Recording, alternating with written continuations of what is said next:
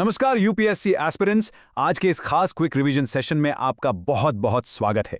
आज हम coal gasification जैसे बेहद इंपॉर्टेंट और हाई यील्ड टॉपिक को बिल्कुल आसान भाषा में डिकोड करने वाले हैं ताकि एग्जाम में आपका कोई भी पॉइंट मिस ना हो। आज हम बिल्कुल टू द पॉइंट बात करेंगे। हम शुरुआत करेंगे गैसिफिकेशन के बेसिक कॉन्सेप्ट से, फिर इसके मैकेनिज्म और फायदों को समझेंगे, भारत की प्रमुख पहलों पर नजर डालेंगे और आखिर में इसके सामने आने वाली चुनौतियों को भी कवर करेंगे। तो चलिए सबसे पहले इसके बेसिक कॉन्सेप्ट से शुरू करते हैं कि आखिर ये कोल गैसिफिकेशन भला क्या है। देखिए, अगर आप मेंस का आंसर लिख रहे हैं तो इस एग्जैक्ट डेफिनेशन को अपने इंट्रोडक्शन के लिए रट लीजिए।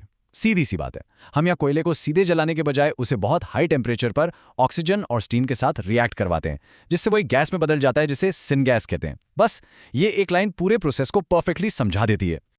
अब आप सोच रहे होंगे कि ये आम तरीके से कोयला जलाने से कैसे अलग है। बहुत ही सिंपल है। पुराने तरीके में हम कोयले को खुली हवा में पूरी तरह जला देते हैं, जिससे चिमनी से ढेर सारा काला धुआं निकलता है। लेकिन गैसिफिकेशन में हम एक गैसिफायर के अंदर हाई प्रेशर का इस्तेमाल करके कोयले का सिर्फ पार्शियल ऑक्सीडेशन करते हैं। आगे बढ़ते हैं इसके मैकेनिज्म की तरफ। चलिए देखते हैं कि इस गैसिफायर मशीन के अंदर आखिर जादू क्या होता है। इस बेसिक केमिस्ट्री को अपने नोट्स में जरूर हाईलाइट कर लीजिएगा। C+H2O यानी कोयला स्टीम के साथ रिएक्ट करके कार्बन मोनोऑक्साइड और हाइड्रोजन गैस प्रोड्यूस कर रहा है।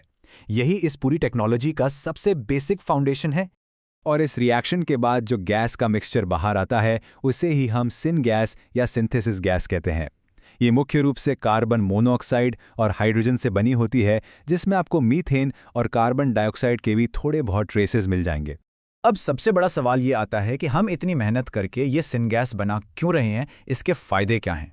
सिनगैस को आप एक केमिकल लेगो सेट की तरह मान सकते हैं, जिससे आप जरूरत के हिसाब से कुछ भी बना सकते हैं। जैसे भारत की खेती के लिए यूरिया और अमोनिया जैसे फर्टिलाइजर्स, इंडस्ट्रीज के लिए मेथनॉल जैसे केमिकल्स, फ्यूचर के लिए फ्यूल सेल्स में काम आने वाली क्लीन हाइड्रोजन और IGCC प्लांट्स के जरिए बिजली। है ना एकदम मल्टीपर्पस।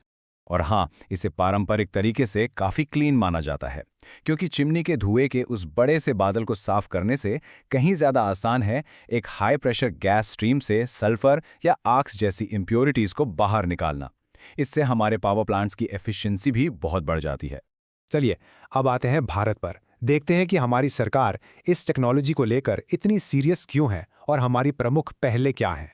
इंडियन कॉन्टेक्स्ट में इसे ऐसे समझिए, हमारे पास देश में कोयले का तो बहुत बड़ा भंडार है, लेकिन नेचुरल गैस हमें बाहर से मंगवानी पड़ती है। गैसिफिकेशन हमें ये आज़ादी देता है कि हम अपने ही कोयले से अपनी खुद की गैस बना सकें, जिससे इंपोर्ट पर हमारी निर्भरता कम होगी और हमारी एनर्जी सिक्योरिटी पक्की होगी। इस डेटा पॉइंट को एकदम स्टार मार्क कर लीजिए। नेशनल कोल गैसिफिकेशन मिशन ने साल 2030 तक 100 मिलियन टन कोयले को गैसिफाई करने का एक बहुत ही स्ट्रिक्ट और बड़ा टारगेट सेट किया है। इस 100 मिलियन टन के टारगेट को पूरा करने के लिए गवर्नमेंट पूरे एक्शन में है। मिनिस्ट्री ऑफ कोल इस मिशन को लीड कर रही है और उड़ीसा का तालचर फर्टिलाइजर प्लांट इसका एक बहुत बड़ा उदाहरण है।